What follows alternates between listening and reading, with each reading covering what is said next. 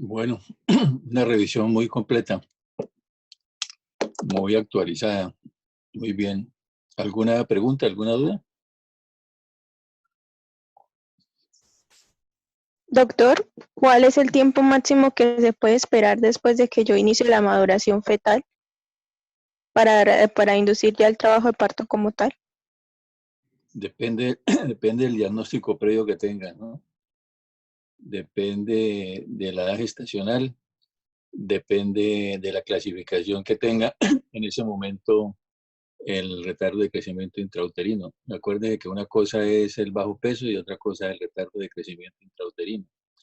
Entonces, dependiendo de esos factores y dependiendo de los controles que nosotros tenemos hoy en día, que sirven de control, más no diagnóstico, como es el perfil biofísico y como es el monitoreo fetal, uno decide si observa o si desembaraza. Idealmente uno quisiera tener esos fetos siquiera mínimo hasta las 34 semanas, idealmente, ¿no? Pero a veces no se puede. Por ejemplo, cuando uno lo clasifica en estadio 4, pues va a ser imposible llegar a eso, ¿no? Entonces ya previamente pues tenemos estandarizados que dependiendo del estadio en que se clasifica, vamos a determinar la finalización de la gestación. Volvemos a lo mismo, cuando uno utiliza los corticoides, recuerde que únicamente se utiliza en una sola dosis, no se recomienda utilizar las dosis múltiples. Esto, cuando vamos a desembarazar la paciente, importantísimo, además de la inducción de la madurez pulmonar fetal, si son embarazos de 32 semanas hacia abajo, algunos dicen como ustedes que de 34 semanas hacia abajo, esto hacer la neuroprotección con el sulfato de magnesio, ¿no?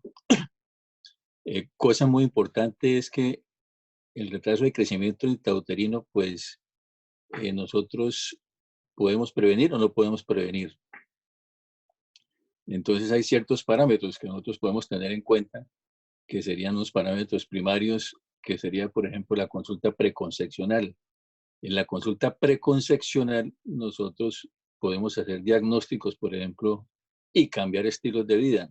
Por ejemplo, la paciente que ingiere drogas, la que toma alcohol, la que ingiere coca, marihuana, etcétera, todo ese tipo de tóxicos, pues eliminarlos. En esa consulta preconcepcional también podemos hacer diagnósticos de enfermedades víricas, enfermedades crónicas víricas que van a ser parte de esos retardos de crecimiento intrauterino que van a ser patológicos. Entonces sería la parte primaria, la consulta preconcepcional. La parte secundaria sería ya cuando nosotros tenemos la sospecha de que ese embarazo tiene o va a terminar o va a ser un retraso de crecimiento intrauterino, utilizar el ASA, el ácido acetil salicílico, desde la semana 11-12 hasta la semana 36, con la idea de ayudar. ¿Qué tipo de pacientes utilizamos el ASA? Las pacientes que ya tenemos alteración de la arteria uterina en el Doppler, a partir de la semana 11-13, que se supone que es la primera en algunas instituciones, se hace una globalización, es una cosa universal utilizar la ecografía Doppler a partir de la semana 11-13. Aquí en nuestro medio no, lo hacemos generalmente a partir de las 20-22 semanas, en adelante 24 semanas.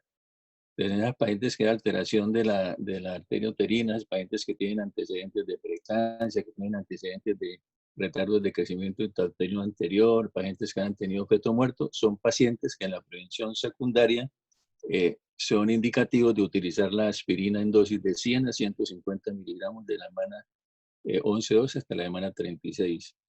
Y la parte terciaria ya es cómo vamos a finalizar el feto que tiene un diagnóstico de retardo de crecimiento intrauterino. Es una cosa que es muy limitada la parte terciaria.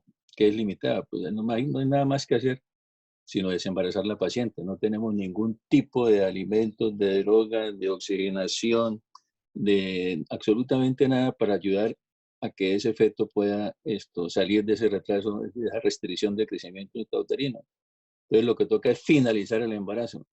¿Cuándo lo finalizamos? Dependiendo de todos estos criterios que hablaron sus compañeros, dependiendo de la edad gestacional, dependiendo de las alteraciones del Doppler, dependiendo si el feto en el control ecográfico de desarrollo anatómico no tenga ninguna malformación, dependiendo de los sitios donde podemos hacer estudio genético que no va a tener ningún tipo de cromosopatía, etcétera. Entonces, dependiendo de todo eso, decidimos en qué momento desembarazar la paciente.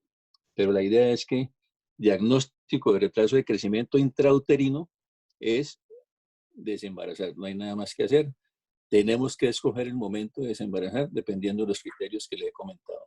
¿Listo? ¿Alguna otra pregunta?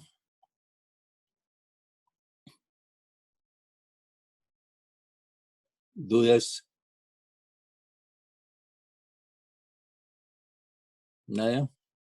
¿Descanso? Creo que ya no. Ya no hay más. Bueno, listo.